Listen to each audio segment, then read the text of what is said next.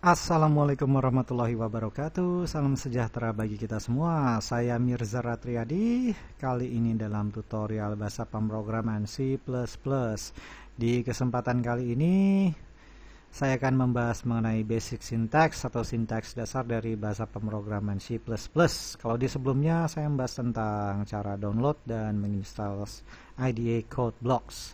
Oke, di kesempatan kali ini kita akan membahas mengenai sintaks dasar dalam bahasa pemrograman C++, kemudian bagaimana alur programnya, blok kodenya seperti apa, kemudian keywords apa saja yang ada dalam C++.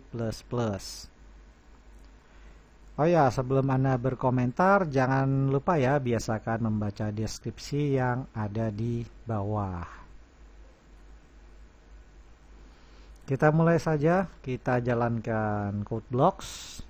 Kalau code blocks baru dijalankan, tampilannya ini akan seperti ini.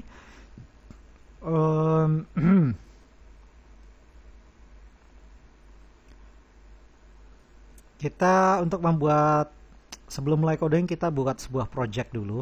Caranya klik file, new, terus project. Atau bisa juga lewat icon ini. Nah ini, paling kiri atas ini. Ini new file. Kemudian pilih project. Nah, kita untuk kebutuhan training sekarang kita akan membuat console application atau program yang berbasis konsol, cuma berbasis teks saja. Kemudian klik go. Nah, bahasanya kita gunakan C++, bukan yang C ya, yang C++. Kemudian klik next. Kemudian judul projectnya apa? Judul projectnya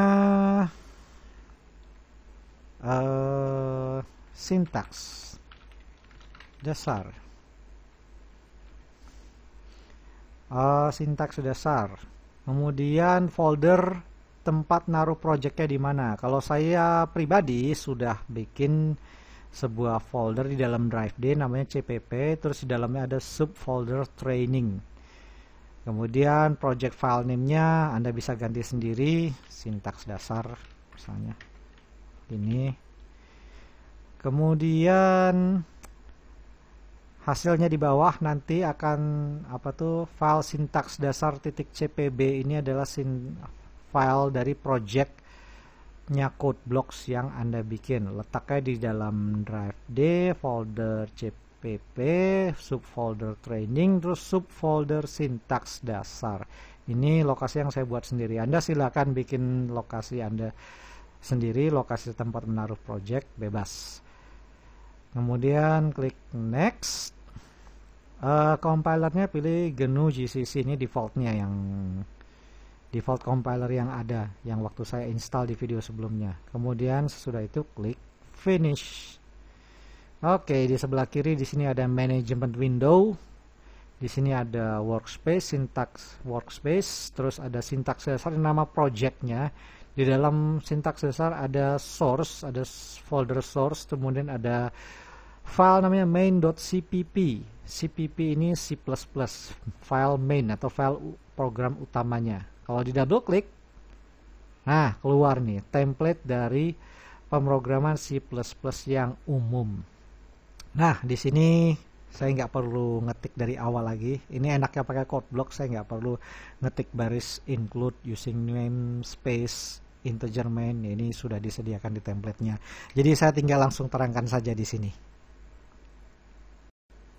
Oke, sintaks dasar atau gimana sih tata bahasa pemrograman C++ ini? Sama seperti bahasa-bahasa yang manusia pakai, kayak bahasa Indonesia, bahasa Inggris, bahasa Sunda, bahasa Jawa. Semua ada tata bahasa, ada grammar gitu istilahnya kalau bahasa Inggris.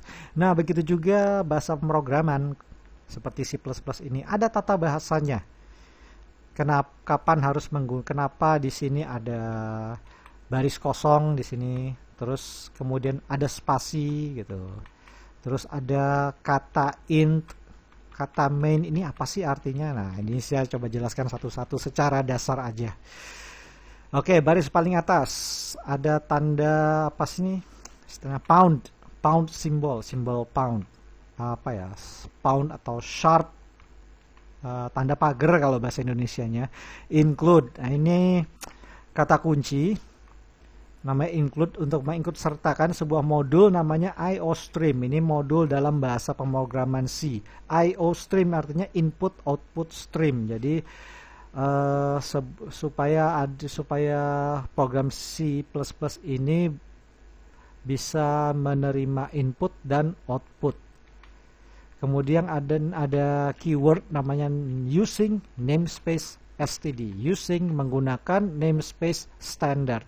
STD ini artinya standar, berarti program ini akan menggunakan nama-nama standar dari keyword yang ada di program C++. Ini sebenarnya nggak recommended kalau seandainya Anda bekerja sebagai programmer C++, karena kalau seandainya ini nggak pakai, kalau seandainya ini ditiadakan, maka baris count ini baris di bawah sini yang count harus menggunakan keyword tambahan di depannya std terus titik 2 kali. Sebenarnya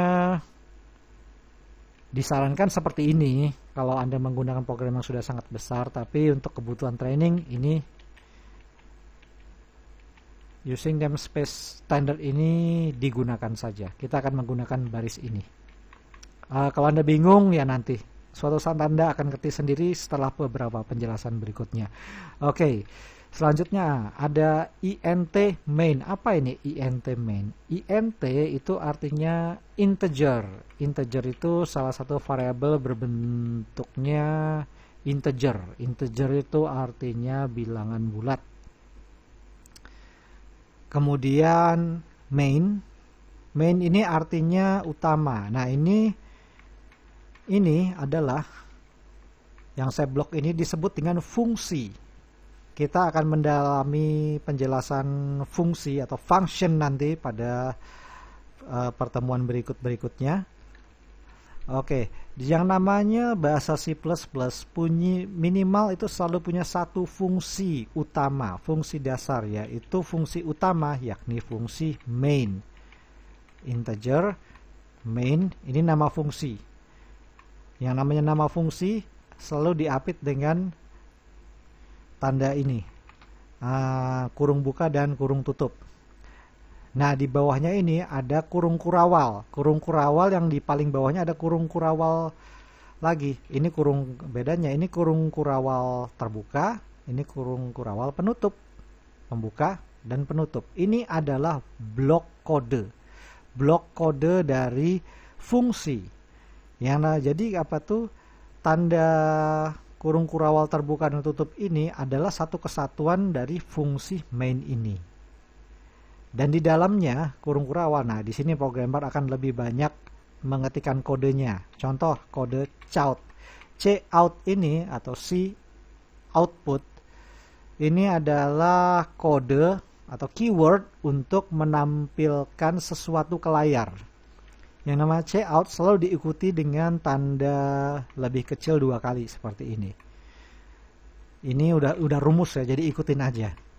Kemudian ada tulisan hello world. Hello world ini diapit oleh tanda petik 2, tanda petik ganda di awal dan di akhirnya, yang menandakan bahwa hello world ini hanyalah sebuah teks biasa.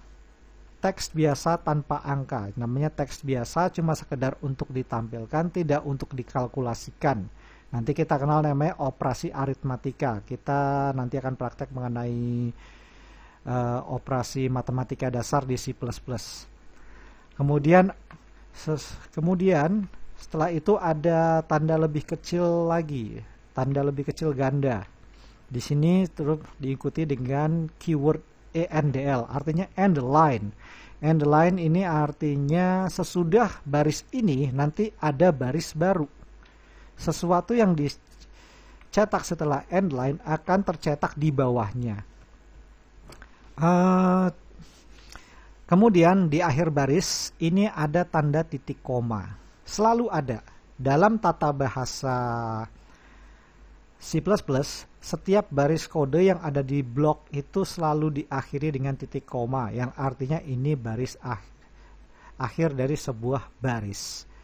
Apabila setelah akhir sebuah baris, maka programmer akan melanjutkan kodenya yang ke bawah sini, yakni mengetikkan return 0, return 0, kemudian diakhiri dengan titik koma.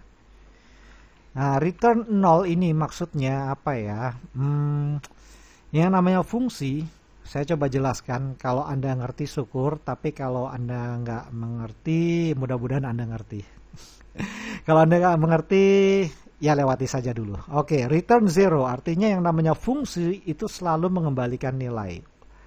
Umumnya selalu mengembalikan nilai. Biasanya misalnya suatu saat nanti kita bikin fungsi untuk perhitungan, misalnya menghitung luas tanah. Biasanya return ini diikuti dengan nama variabel yang berisi dari hasil kalkulasi fungsi ini. Tapi karena fungsi ini tidak melakukan kalkulasi, fungsi ini hanya sekedar menampilkan tulisan saja ke layar, maka returnnya harus 0. Artinya dia tidak mengembalikan nilai apapun, tidak mengembalikan nilai untuk dikalkulasi, hanya sekedar menampilkan tulisan saja, teks saja, yakni hello world. Oke, mudah-mudahan Anda paham ya.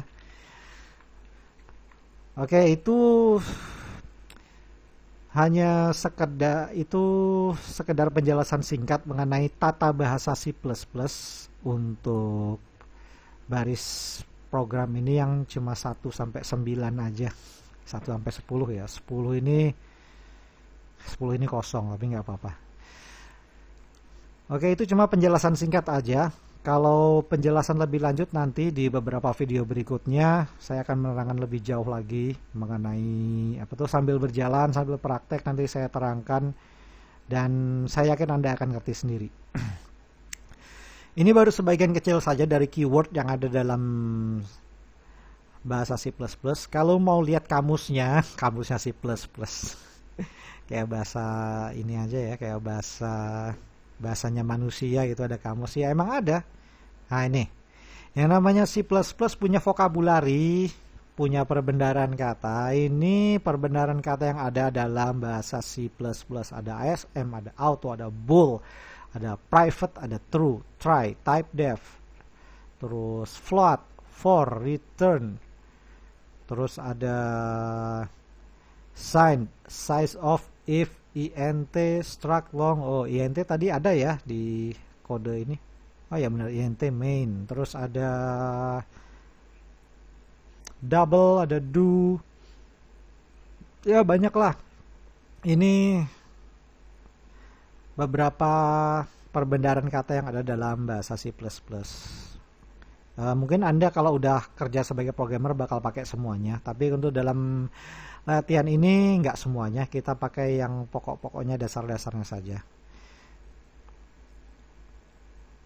Oke, itu tadi mengenai vokabularinya, vokabulari perbendaharaan kata dalam C++. Penjelasan saya ini, saya coba penjelasan sesingkat mungkin dan sejelas mungkin. Jadi yang namanya bahasa C++ itu salah satu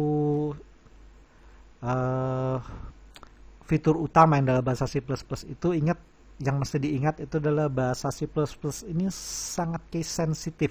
Case sensitif itu artinya membedakan antara huruf besar dan huruf kecil. Kata using namespace ini kalau kita ganti S-nya dengan huruf besar, ini udah menjadi sesuatu yang berbeda. Lihat, kalau saya ganti warnanya berubah nggak? Nah, berubah kan? Biru tua. Kalau saya ganti S besar, jadi nggak biru tua, malah warna hitam. Kenapa? Karena using yang S-nya besar sama S-nya kecil ini udah menjadi kata yang berbeda. Kalau seandainya program ini saya compile, S-nya ini saya ganti ya, kemudian saya compile, saya build and run, dia akan error. Tuh, lihat di sini. Di baris keberapa errornya? Terus ada di baris keberapa lagi? Nah, kita lihat yang paling atas saja nih. Baris yang paling awal ini biasanya errornya itu di baris paling atas biasanya. Error using yang S-nya gede does not name a type argument unlinked. Ya, ini coba kita lihat di baris ketiga ini usingnya. Oh, ternyata apa tuh S-nya besar, coba ganti S kecil, coba saya build lagi, build and run. Nah, jalan deh programnya. Ternyata tadi salah ketik. Ya, jadi ingat, bahasa C itu sangat case sensitif, termasuk main. Main ini M-nya kalau ganti jadi M besar nih udah sesuatu yang berbeda. Oke, terus apalagi yang tipsnya yang bisa saya sampaikan? Oh ya, tulis kode serapih mungkin, serapih mungkin supaya enak dilihat. Contoh ini, yang namanya compiler akan memproses baris-baris yang ada teksnya, kayak 1 diproses, 2 nggak akan diproses, akan dilewatkan, 3 diproses, 4 nggak akan diproses, artinya cuman baris-baris yang ada teksnya saja yang akan diproses. Sebenarnya kita bisa saja tulis seperti ini kodenya, gini. Nah, terus ya kalau seandainya kita compile, build and run, debug. Oh, you must save it, cancel dulu. Salah. Cancel dulu, salah pencet. Build and run. Build and run itu F9 ya. Oh ya, saya suka keliru. Control F9 itu build and run F9. Oke. F9 misalnya saya run programnya. Jalan. Cuman secara tampilan enak nggak sih dilihat kayak begini? Kalau menurut saya sih nggak enak, kurang enak. Soalnya antara include dan using namespace ini harusnya dipisah karena karena fungsi dari include, fungsi dari namespace ini tujuannya masing-masing berbeda. Jadi dipisah dulu, dipisah seperti ini.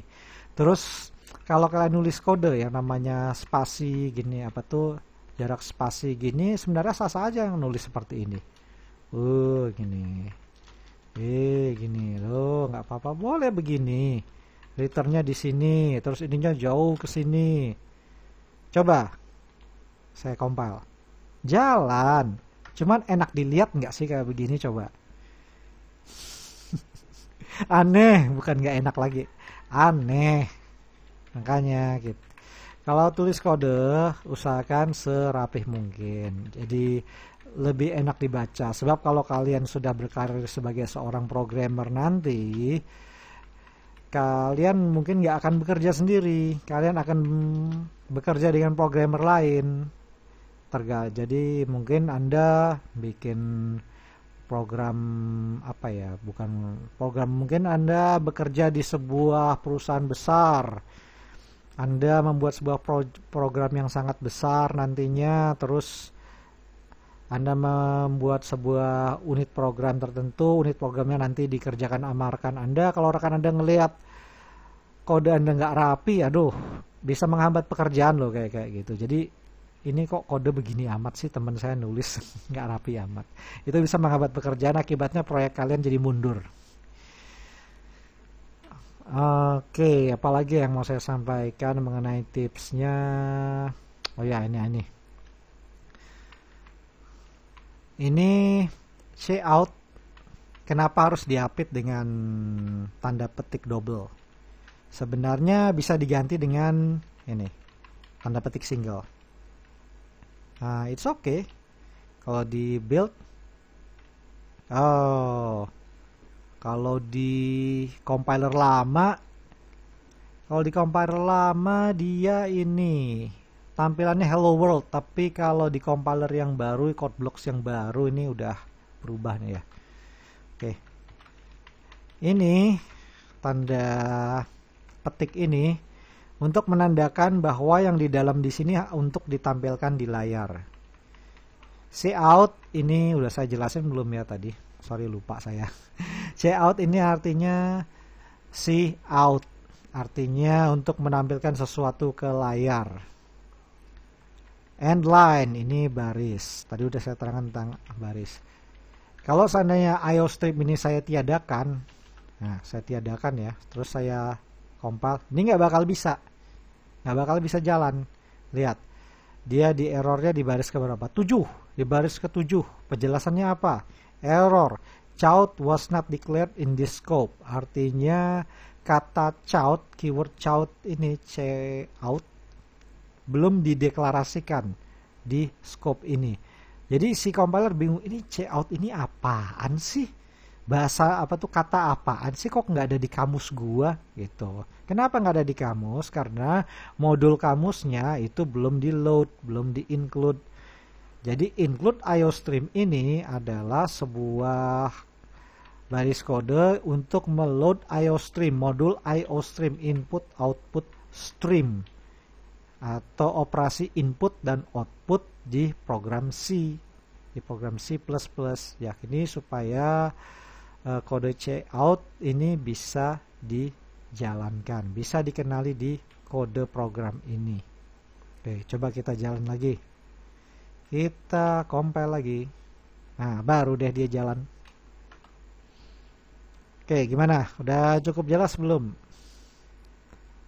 Saya harap sudah cukup jelas. Saya sebenarnya nggak mau berpanjang lebar, cuman saya cuma berusaha menjelaskan sesuatu dengan sedetail-detailnya dan sesingkat-singkatnya.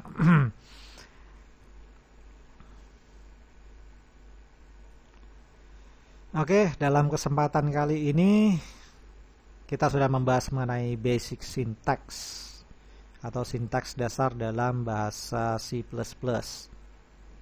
Oh ya, satu lagi sampai lupa. Kalau misalnya Anda mau nge-save, gampang. Anda tinggal klik save aja ini.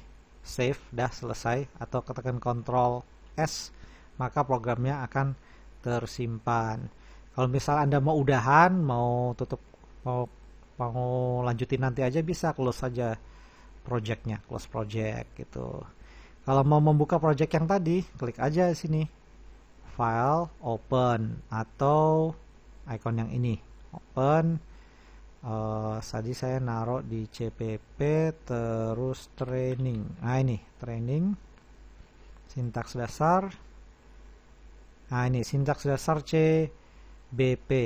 CBP ini yaitu code block project. Open. Nah kebuka deh yang tadi. Nah itu. Oke, paham ya? Gampang kok cara apa itu menggunakan code block sini. Atau Anda mau utak-atik sendiri nggak apa-apa nanti. Oke. Oh ya, jangan lupa utak-atik kodenya ya. Utak-atik kode C++, bukan kode toggle. Udah nggak zaman kode toggle. Oke, di kesempatan kali ini kita sudah bahas mengenai sintaks dasar bahasa C++.